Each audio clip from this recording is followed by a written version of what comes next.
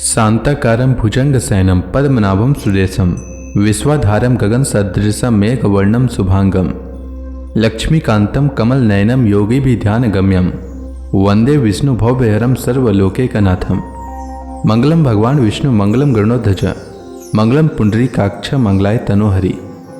ओम नमो भगवते वासुदेवाय। आज का दिन आप सभी के लिए मंगलमय हो। आइए सुनते हैं आषाढ़ मास कथा का 5वां अध्याय। श्री सुखदेव जी कहते हैं, रोहित का पुत्र था हरित। हरित से चंप हुआ, उसी ने चंपापुरी बसाई थी। चंप से सुदेव और उसका पुत्र विजय हुआ। विजय का भरुक, भरुक का वृक और वृक का पुत्र हुआ बाहुक। शत्रुओं ने बाहुक से राज्य छीन लिया। तब वह अपनी पत्नी के साथ वन में चला गया। वन में जाने पर बुढ़ापे के कारण जब बाहुक की मृत्यु हो गई, तब उसकी पत्नी भी उसके साथ सती होने को उद्यत हुई। परंतु महर्षि औरव को यह मालूम था कि इसे गर्भ है, इसलिए उन्होंने उसे सती होने से रोक दिया। जब उसकी सौतों को यह बात मालूम हुई तो उन्होंने उसे भोजन के साथ विष दे दिया। परंतु गर्भ पर उस विष का कोई प्रभाव नहीं पड़ा, बल्कि उस विष को लिए हुए ही एक बालक का जन्म हुआ, जो गर्भ के साथ पैदा होने के कारण सगर कहलाया। सगर बड़े यशस्वी राजा हुए। सगर चक्रवर्ती सम्राट थे। उन्हीं के पुत्रों ने पृथ्वी खोदकर समुद्र बना दिया था।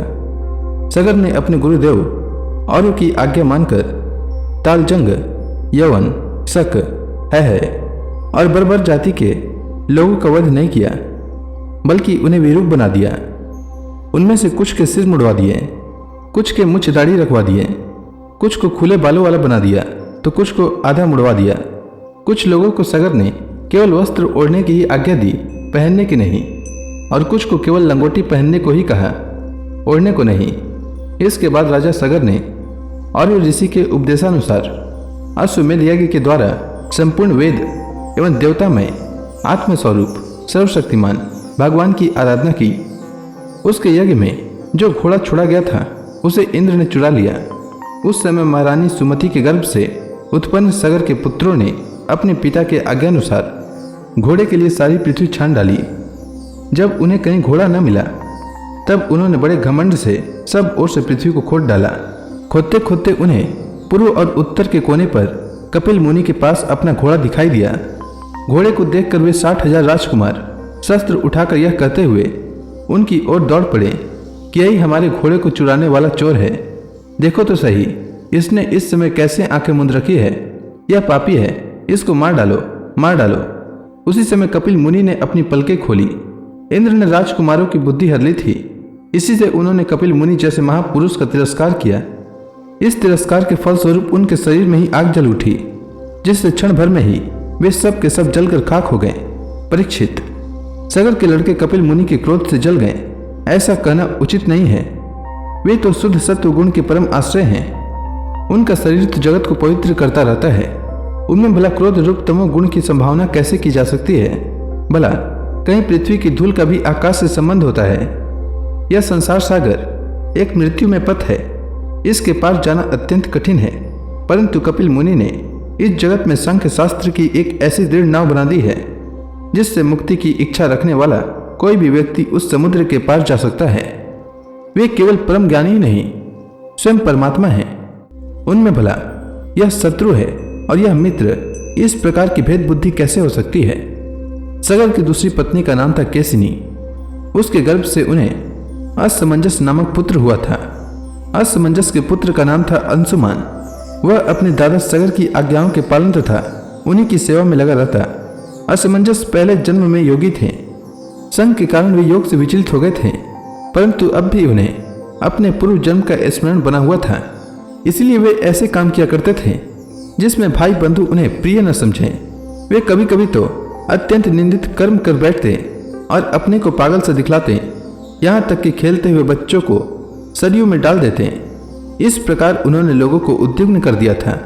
अंत में उनकी ऐसी करतूत देखकर पिता ने पुत्र स्नेह को तिलांजलि दे दी और उन्हें त्याग दिया। तदंतर असमंजस ने अपने योग बल से उन सब बालकों को जीवित कर दिया और अपने पिता को दिखवाकर वे वन में चले गए। अयोध्या के नागरिकों ने जब देखा कि हमारे बालक तो फिर लौट आए, तब उन्हें असीम आश्चर्य हुआ और राजा सगर को भी बड़ा पश्चाताप हुआ। इसके बाद राजा सगर की आज्ञा से अंशुमान घोड़े को ढूंढने के लिए निकले।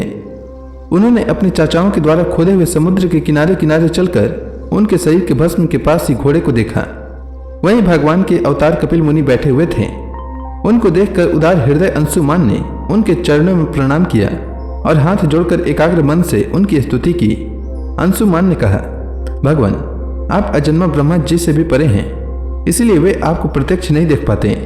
देखने की बात तो अलग रही, वे समाधि करते करते एवं युक्ति लड़ाते लड़ाते हार गए, किंतु आज तक आपको समझ भी नहीं पाए। हम लोग तो उनके मन, शरीर और बुद्धि से होने वाली सृष्टि के द्वारा बने हुए अज्ञानी जीव हैं, तब भला हम आपको कैसे समझ सकते हैं।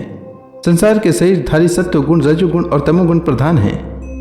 वे जागृत और स्वप्न अवस्थाओं में केवल गुणमय पदार्थों, विषयों को और सुषुप्ति अवस्था में केवल अज्ञान ही अज्ञान देखते हैं। इसका कारण यह है कि वे आपकी माया से मोहित हो रहे हैं।